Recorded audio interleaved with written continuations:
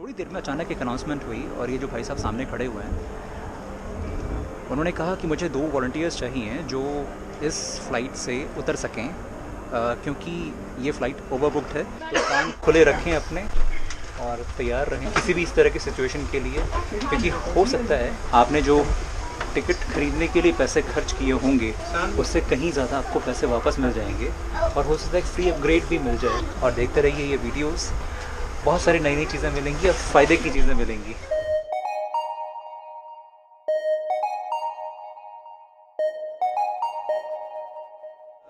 वाहिगुरु जी का खालसा, वाहिगुरु जी का फतेह। और अब लंगर बहुत दिनों के बाद। कनाडा की सरकार में 5 मिनिस्टर्स इंडियन ओरिजिन के हैं। ये था एक टूर एक ऐसे घर का जो एक हिंदुस्तानी का घर है, कनाडा में रहते हैं। शाम के 5:15 हो रहे हैं और मैं पहुंच गया हूं एयरपोर्ट शाम के 5:30, 5:31 यहाँ। और इंडिया में सुबह के 4 बजे हैं। अगला दिन शुरू हो चुका है। फाइनली मैं आ गया हूँ यहाँ एयरपोर्ट पर। यात्रा ख़त्म होती है, थोड़ी देर में मैं अब चेक इन करूँगा, फ़्लाइट में बैठूँगा, फ्रैंकफर्ट पहुँचूँगा, एक और फ़्लाइट में पहुँचूँगा, दिल्ली पहुँचूँगा और ये ट्रिप ख़त्म हो जाएगा। फ़िलहाल मैं चलता हूँ चेक इन करने के लिए, चेक इन की फॉर्मेलिटीज़ पूरी करने के लिए। वो नीचे जो बेल्ट्स हैं उन्हीं बेल्ट्स पर अपने इस ट्रॉली का इंतज़ार किया था मैंने जब मैं यहाँ अराइव हुआ था, जब मैं यहाँ पहुँचा था। और अब वहाँ पर मेरी जगह कुछ और लोग खड़े हैं, मेरे सामान की जगह कुछ और सामान है। जगह वही है, एयरपोर्ट वही है, बेल्ट वही है, ऑफिसर्स वही हैं, सब कुछ वही है। लोग बदलते हैं, सामान बदलता है, टाइम बदलता है। फ़िलहाल मैं भी ज़रा अपनी जगह को बदलने के लिए जा रहा हूँ, चेक इन करने के लिए जा रहा हूँ।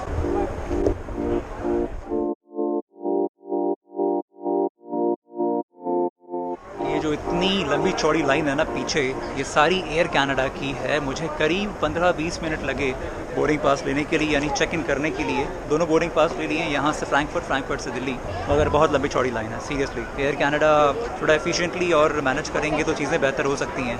खैर फ़िलहाल एक चीज़ और मैं बता दूँ आपको, मेरा जो सामान है मैंने उनसे कहा कि थोड़ा सा नाजुक है, थोड़ा फ्रेजाइल है, आप ज़रा अगर इसमें फ्रेजाइल टैग लगा देंगे। तो उन्होंने कहा ठीक है मैं कर देती हूँ, आपको खुद लेके जाना पड़ेगा वहाँ पर, ओवरसाइज्ड बैगेज वाला है, वहाँ पर आप जाके दे दीजिए। फ्रेजाइल टैग मैंने लगा दिया है, थोड़ा सा आराम से चला जाएगा यहाँ से। आगे की मेरी कोई गारंटी नहीं है। और एक सबसे इम्पॉर्टेंट बात, मेरी सीट, जैसे हमारी जो लो कॉस्ट एयरलाइंस हैं वहाँ पर सीट सिलेक्शन के लिए भी आपको पैसे देने पड़ते हैं, अदरवाइज़ वो अपने हिसाब से बीच की कोई सीट दे देते हैं। तो एयर कनाडा के साथ भी मेरा एक्सपीरियंस, अभी इन्होंने पहले से ही मेरे को एक बीच वाली एक सीट दे दी थी, ना आयल थी ना विंडो थी, बीच में है, मिडिल में। सेल्फ चेक इन करने की कोशिश की तो वो चेंज नहीं हुई, बीच वाली सीट रही। मतलब मुझे पे करना पड़ेगा तब जाके मुझे विंडो सीट मिलेगी।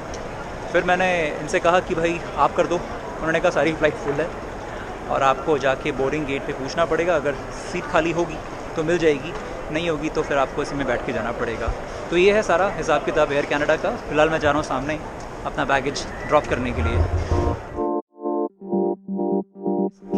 कनाडा का ये ट्रिप जैसे जैसे ख़त्म होता जा रहा है, कुछ अच्छी यादें और जुड़ती जा रही हैं। मेरे पीछे सिक्योरिटी चेक है, फ़र्क है यूएस और कनाडा में, फ़र्क है यहाँ के लोगों में, फ़र्क है यहाँ की हॉस्पिटैलिटी में, फ़र्क है यहाँ का जो सारा सिक्योरिटी, यहाँ का इमिग्रेशन, ज़बरदस्त फ़र्क है, पॉजिटिव फ़र्क है। मैं अभी अंदर आया, सिक्योरिटी चेक हुआ, वॉलमार्ट से मैंने एक कोल्ड क्रीम का डब्बा लिया था, मुझे बिल्कुल ध्यान नहीं रहा कि वो मेरे बैग में रह गया है और वो 100 ml से ऊपर था और वो अलाउड नहीं होता है।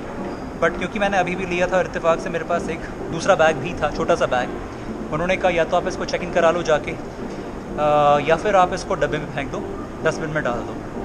मैंने कहा नहीं, मैंने इसको अभी लिया है, मेरे पास दूसरा बैग एक रखा हुआ है, इसको मैं चेक इन करा देता हूँ। तो मुझे वापस सिक्योरिटी चेक जो हुआ था उस लाइन में से निकल के वापस जाना पड़ा। वापस मैं बोर्डिंग पास जहाँ से मेरे को मिला था उनको मैंने कहा कि मुझे एक और बैग चेक इन कराना है। बेसिकली एयर कनाडा में आप 2 बैग चेक इन करा सकते हैं। यूजुअली इंटरनेशनल फ़्लाइट्स में और जो इस तरह की फुल फेयर एयरलाइंस होती हैं, आप 2 बैग्स को चेक इन करा सकते हैं। तो दूसरा बैग, फिर मैंने वो छोटा सा एक बैग था मेरे पास, डे पैक ऑटोवा वाला, वो मैंने चेक इन करा दिया और उसमें मैंने वो कोल्ड क्रीम और 1-2 कपड़े और डाल दिए। वापस आया, लाइन लंबी थी, बहुत ज़्यादा लंबी लाइन है यहाँ पर, ये ज़रूर है। एयर कनाडा का चेक इन प्रोसीजर और उसके बाद सिक्योरिटी चेक के लिए जो लंबी लंबी लाइन्स हैं, बहुत ही ज़्यादा परेशान करने वाली हैं, लेकिन लोग फ्रेंडली हैं। मैं जब सिक्योरिटी चेक कर रहा था तो जिस बेल्ट पे मैं था, जिस स्कैनर पे मैं था, वहाँ पर एक सरदार जी बैठे हुए थे। तो मैंने उनसे कहा कि मैं सामान उठा लूँ अपना, सरदार जी थे, इसलिए हिंदी में बात की और उन्होंने कहा हाँ जी उठा लीजिए, और पलट के देखा, ओह मैं आपके वीडियोस देखता हूँ, बस मुझे और क्या चाहिए था। थैंक यू, आप लोग मेरे वीडियोस देखते हैं, कनाडा में बहुत सारे लोग हैं जो वीडियोस देखते हैं, बहुत बहुत शुक्रिया उन सभी कनाडा के रहने वालों को जो वीडियोस देखते हैं और आपके पॉजिटिविटी के लिए और आपके प्यार के लिए। और यहाँ पर सिक्योरिटी चेक पे जो शायद अमनदीप उनका नाम है, मैं जल्दबाजी में नहीं देख पाया, लेकिन आपको मैंने थैंक यू कहा, फिर से कह रहा हूँ थैंक्स अ लॉट। आप इसी तरीके से पॉजिटिव रहें, सभी लोगों के साथ में बड़ा अच्छा इंप्रेशन पड़ता है। आप लोग हैं जो सबसे पहले मिलते हैं, सबसे आखिर में मिलते हैं लोगों को जाते हुए, और एक पॉजिटिव या नेगेटिव इम्प्रेशन डालने वाले आप ही लोग हैं। आप लोगों के एटीट्यूड, आप लोगों के नेचर, आपके बिहेवियर के ऊपर बहुत कुछ डिपेंड करता है। मेरा जाते जाते आपकी वजह से मूड काफ़ी अच्छा हो गया है, बहुत बहुत शुक्रिया। इसी तरीके से रहें, आप खुश रहें और लोगों को भी खुश रखें। मैं फ़िलहाल जा रहा हूँ, ये ई लिखा हुआ है सामने, मुझे जाना है गेट नंबर 76 पर। अब भयंकर शोर था actually.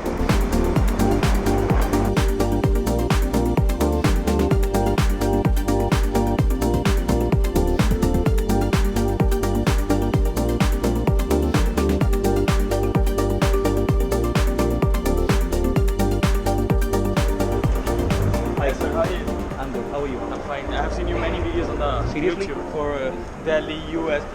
Hitchhiking. Hitch riding? Something like that. नहीं, hitch hiking. Hitchhiking, yeah. क्या नाम है Nice to meet आपका? you. Gaurav. कहाँ जा रहे हैं? I'm employed. अच्छा, आप यहीं रहते हैं? हाँ जी, हाँ जी, अरे Canada। यार, बढ़िया है, रोज़ एयरपोर्ट पे आना जाना है। चलिए, How's everything good? Everything is good, बस एयरपोर्ट देख रहा हूँ, गेट नंबर 76 ढूंढ रहा था, Yeah, मिल गया। so flying to Delhi. चलिए, या Have a bye, good flight, sir. Thanks buddy।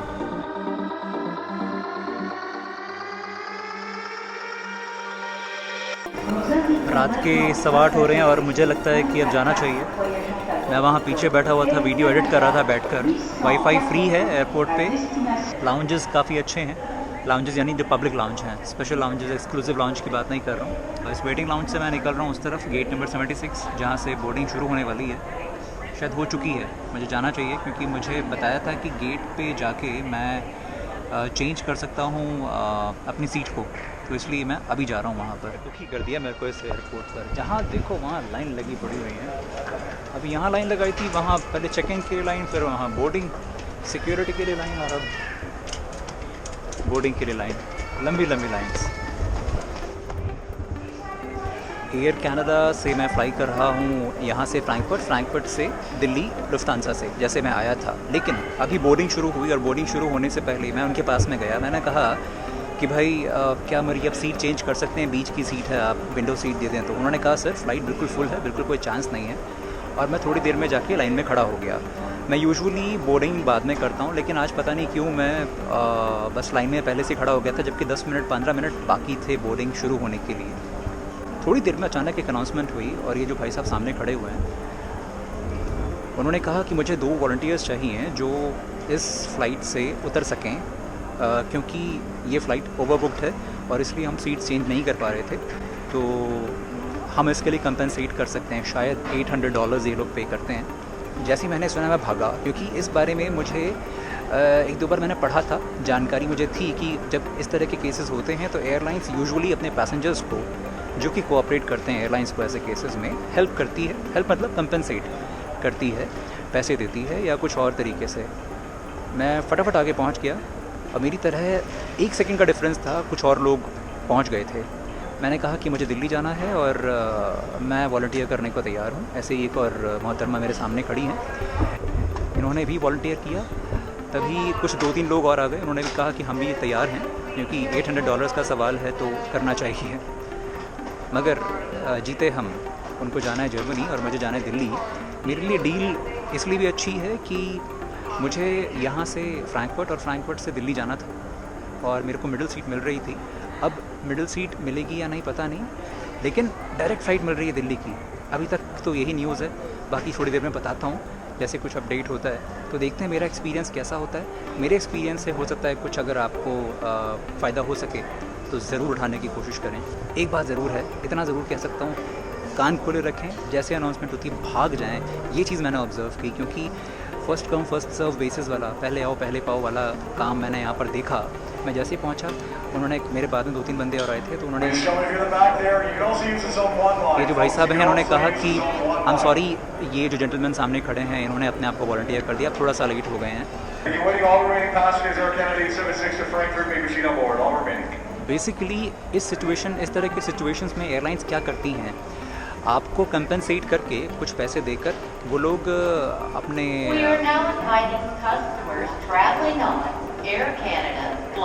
फ़िलहाल जो अपडेट्स हैं मैं आपको दे दूं। मेरा जो सामान ऑलरेडी इस प्लेन में चढ़ चुका था, चेक्ड इन बैगेज, आज जबकि मैंने 2 बैगेज दिए हैं, उनको अब उतारा जा रहा है, आइडेंटिफाई किया जा रहा है। तो वो जब उतर जाएगा तो उसके बाद फिर आगे का जैसा भी अपडेट होगा मैं आपको बताऊँगा। अभी एक और चेंज हुआ। वो जो मोहतरमा मेरे साथ खड़ी थी उनको बुलाया गया बड़े प्यार से और उनको कहा गया कि एक पैसेंजर आया ही नहीं था, तो आप जाइए वापस उसी फ़्लाइट में जिसमें आपको जाना था। तो जनाब अब मैं रह गया हूँ अकेला और उनके साथ में बहुत देर से डिस्कस कर रहा था कि जो $800 हैं जो कंपनसेशन मिलने वाला है, जो अभी टूरिस्ट हेल्पलाइन ग्रुप में मैंने डाला था, इला शाह एक मेंबर हैं ग्रुप की, बहुत जल्दी आपने रिस्पॉन्स दिया, बहुत बहुत शुक्रिया। ये ग्रुप वाकई बहुत फ़ायदेमंद है, आप सभी बड़ी हेल्प करते हैं एक दूसरे की। थैंक्स इला, बहुत बहुत शुक्रिया आपका, आपकी मदद के लिए। इस वक्त 9:25 हो रहे हैं। जो दिल्ली वाली फ़्लाइट थी 9:20 की थी और ये जो फ़्लाइट थी फ्रैंकफर्ट वाली 9:40 की थी, मगर दिल्ली वाली फ़्लाइट 9:20 से डिले होकर 10:40 पे हो गई है, तो वो फ़्लाइट अभी भी है। तो चांसेस हैं कि मैं दिल्ली आ रहा हूँ एक सीधी फ़्लाइट में। We might get a seat on this flight. All right. Did you want to go on this one, or you want to go to Delhi, but you won't get paid anyways, direct to Delhi. All right. Okay. We have a seat on this flight. We might get a seat on this flight. You can go. You won't get paid, or if you want to go to Delhi, not get paid. In any case, I don't get paid. Yes. So I'll prefer Delhi flight in that case. Yeah. देखा जी, एक change और हो गया। अब वो कह रहे हैं कोई पैसा नहीं मिलेगा, आपको दिल्ली जाना है या फ्रैंकफर्ट जाना है। ठीक है यार, पैसे मत दो, दिल्ली चले जाएंगे। ये चीज़ें इतनी जल्दी बदल रही हैं, मुझे समझ में नहीं आ रहा है हो क्या और मुझे कैसे रिस्पॉन्ड करना चाहिए।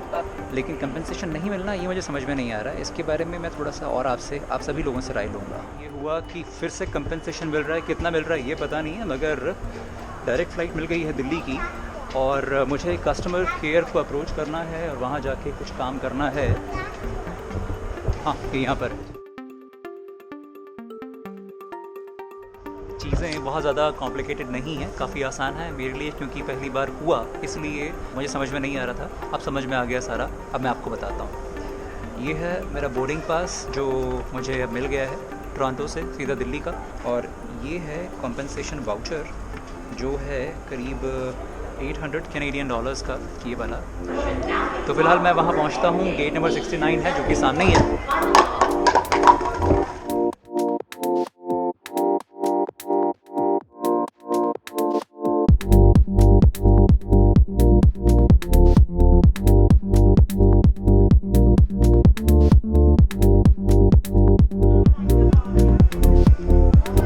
रात के 11:30 बज रहे हैं और वापस आ गया हूँ दिल्ली। पहली रास्ते में मैंने कुछ भी शूट नहीं किया, जो हुआ वो बता देता हूँ। करीब 15,000 किलोमीटर आज ट्रैवल किया मैंने 14 घंटे में। सफ़र अच्छा था, थकान नहीं हो रही है सरप्राइजिंगली। खाना 3 बार मिला, सबसे पहले डिनर टोरंटो के टाइम के हिसाब से, फिर इंडिया के टाइम से डिनर मिला। रात के 11 बज रहे हैं तो करीब 9:30 बजे के आसपास डिनर सर्व हुआ था और बीच में समोसे सर्व किए थे। अच्छी बात ये थी एयर कनाडा की कि क्योंकि इसमें कनाडा है तो इंडियन कम्युनिटी बहुत ज़्यादा थी, तो वेजिटेरियन खाना जो था वो बिल्कुल इंडियन अंदाज में था। खाना बहुत अच्छा था, लेकिन अब तक का मेरा सबसे ख़राब एक्सपीरियंस रहा क्रू मेंबर्स के साथ में। एक भाई साहब थे जिनके, ये चीज़ मैं आपके साथ इसलिए शेयर कर रहा हूँ क्योंकि ये आपको भी बताना है और साथ में हो सकता है अगर एयर कनाडा से कोई इस वीडियो को देख रहे हों तो उनको ये पता होना चाहिए, ये उनके लिए फ़ीडबैक है। आपके एक क्रू मेंबर, उनको इतना भी नहीं पता है कि चीज़ें चार्ज कैसे होती हैं, इलेक्ट्रॉनिक डिवाइस चार्ज कैसे होते हैं, और जब वो चार्ज होते हैं तो उसमें एक लाइट जलती है भाई। आप जब मोबाइल फ़ोन चार्ज करते तो एक लाइट जलती है। मेरा यह कैमरा चार्ज हो रहा था, गिम्बल चार्ज हो रहा था। मैं हमेशा की तरह चार्जिंग पॉइंट्स को ढूंढता हूँ, आज भी ढूंढा और चार्ज कर रहा था। ये जो भाई साहब थे, इनका नाम है इदरीस, IDRIS। ये भाई साहब थोड़े से ज़्यादा शकी किस्म के थे। इनके काम करने का तरीका मुझे नहीं लगता है कि बहुत सारे जो पैसेंजर्स थे उनको पसंद आ रहा था। पहली बार वो मेरे पास में उन्होंने कहा कि इंग्लिश में बात हो रही थी, उन्होंने कहा कि आप ये क्या कर रहे हैं, आप क्या मुझे रिकॉर्ड कर रहे हैं। मैंने कहा नहीं मैं चार्ज कर रहा हूँ इसको, ये लाइट जल रही है। मैंने कहा हाँ ये जब चार्ज होता है तो किसी भी इलेक्ट्रॉनिक डिवाइस में लाइट जलती है, इसमें भी मेरा कैमरा में भी लाइट जल रही है। अच्छा ठीक है, आई टेक योर वर्ड्स। उसके बाद भाई साहब फिर से आए और उसके बाद जो उन्होंने सबके सामने चिल्लाना, एक तरीके से ज़ोर ज़ोर से बात करना, मैं इसको चेक करना चाहता हूँ, आप क्या कर रहे हैं, ये आप गलत कर रहे हैं, मुझे दिखाइए आप। मैंने कहा भाई ये कैमरा है और जब चार्ज होता है, अब उन्होंने इसको उठा लिया कैमरा को और उठाने में वो लाइट बंद हो गई। उन्होंने कहा देखो ये लाइट बंद पड़ी है, आप पहले रिकॉर्ड कर रहे थे। मैंने कहा भाई ये चार्ज हो रहा था, मैं आपको दोबारा जोड़ के दिखाता हूँ। बट उनका जो बात करने का तरीका था, वो शक, वो अंदाज़ बिल्कुल ठीक नहीं था। कुछ नहीं, मैं आपको सिर्फ बेस्ट विशेस दे सकता हूँ और आप जल्दी से ठीक हों, आप जल्दी से बेसिक बातें सीखें ताकि और दूसरे पैसेंजर्स के साथ में ये परेशानी ना हो। एयर कनाडा को मैं ये फ़ीडबैक देना चाहता हूँ, इद्रिस भाई को थोड़ा सा कुछ बेसिक्स सिखा दें प्लीज़। आपने खाना बहुत अच्छा दिया, पहली बार मेरा ऐसा एक्सपीरियंस रहा जहाँ मुझे देसी खाना मिला, वो भी 3 टाइम। चावल दाल के साथ शुरुआत हुई, फिर समोसे खाए, उसके बाद फिर मटर आलू और फिर चावल दाल, वो भी गरम गरम। मज़ा आ गया था। 15 घंटे की फ़्लाइट थी ये, मेरी ज़िंदगी का सबसे लंबा सफ़र, और खाना इतना अच्छा था, सब कुछ अच्छा था। क्रू बहुत अच्छा था। ग्रेग थे मेरे सामने, जो मेरे क्रू मेंबर, जो मेरे साथ में जो क्रू मेंबर थे जो हमें सर्व कर रहे थे, ग्रेग बहुत अच्छे थे और उन्होंने बहुत अपोलोजाइज़ भी किया कि आपके साथ ये जो एक्सपीरियंस हुआ है थोड़ा सा मुझे अच्छा नहीं लगा, और मैं सबके बिहाफ पर अपोलोजाइज़ करता हूँ। जो भी है एयर कनाडा, ये आपके लिए पॉजिटिव फीडबैक भी है, आपके क्रू मेंबर्स बहुत अच्छे हैं। ये आपके लिए नेगेटिव फीडबैक भी है, आपके क्रू मेंबर्स में से एक भाई साहब थोड़े से अगर उनको इम्प्रूव किया जाए तो बहुत अच्छा हो जाएगा। बस आपको यही सब बताना था। मेरा सफ़र अब ख़त्म हो चुका है, अब मैं यहाँ से निकलूँगा। रात के 1 बज रहे हैं और अब मैं प्रॉब्लम ये है दिल्ली में कि रात को मेट्रो बंद हो जाती है। पता नहीं, एयरपोर्ट से तो कम से कम रात भर मेट्रो चलती रहे, बेशक फ्रीक्वेंसी थोड़ी कम कर दें आप। अच्छी बात यह है कि DTC की बस चलती है रात को, मगर मेट्रो भी अगर चले तो बहुत अच्छा हो ना। बहुत अच्छा लगा सर, बहुत अच्छा लगा। आप सभी लोग मिले, मुझे बहुत अभी आपका अलमाटी का ब्लॉग देखा था तो मैंने आपको मैसेज किया था। अच्छा, तो मैं बोला था कि आप होते तो। सॉरी मैं मैसेज को रिस्पॉन्ड कई बार नहीं कर पाता हूँ, इसके लिए माफ़ी चाहता हूँ। चलिए ओके, ऑल द बेस्ट। बड़ी खुशी हुई sir. Okay sir, thank you so much. Thank you so much. पर क्या अच्छा वीडियोस कम देखते हैं? मतलब वही मैंने बोला कि मैंने वो वीडियो देखी थी आपकी, उसके बाद और 1-2 देखी थी मैंने, बट हाँ चलिए कोई बात नहीं, आप चलिए अच्छा लगेगा आपको अपने आप को देखकर वीडियो में। ठीक है शार्दुल, ऑलराइट, बाय बाय। तो बस इसी तरीके से मिलते रहिए। बहुत बहुत शुक्रिया शार्दुल, मिले अभी। इसी तरीके से मिलते रहिए, मिलाते रहिए, घूमते रहिए, घुमाते रहिए। मैं फिर मिलूँगा एक और नए सफ़र में, एक नई जगह पर, कब कहाँ ये पता नहीं। तब तक घूमिए, घुमाइए और प्यार से रहिए। चलता हूँ, बाय।